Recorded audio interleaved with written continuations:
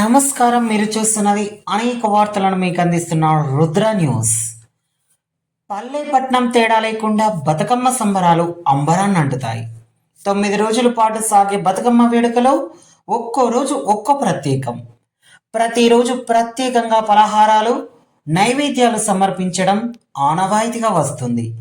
ఏ ప్రాంత విశిష్టతలు సంస్కృతి సాంప్రదాయాల గురించి తెలుసుకోవాలన్నా అక్కడి పండుగలు పర్వదినాలు చూస్తే చాలు అంటారు. బతుకమ్మ విషయంలో అదే అక్షర సత్యం. సాధారణంగా దేవుడి పూజ కోసం పువ్వులను వినియోగిస్తారు. కానీ ఆ పువ్వులనే దైవంగా పూజించే విశిష్టమైన పండుగ బతుకమ్మ పండుగ.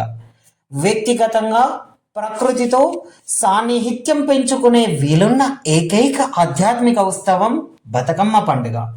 అలాంటి ఉత్సవం 9 రోజుల పాటు 9 రకాల పలహారాలతో జరపడం అనేది ఒక అద్భుతం.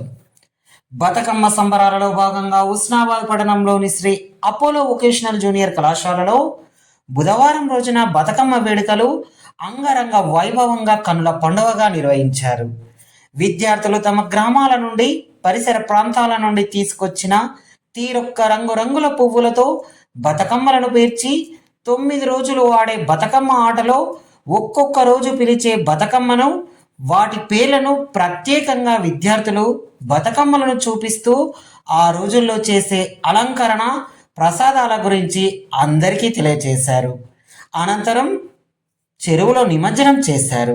ఈ సందర్భంగా ప్రిన్సిపల్ వేముల గణేష్ మాట్లాడుతూ ప్రపంచంలో పువ్వులతో దేవుళ్ళను పూజిస్తే పూలని దేవుళ్ళుగా పూజించే గొప్ప సంస్కృతి విశిష్టత ఒక తెలంగాణలో మాత్రమే ఉంటుందని, ఈ సంస్కృతి సాంప్రదాయాలను విద్యార్థులు అలవరుచుకుంటూ భావితరాలకు అందజేయాలని సూచించారు.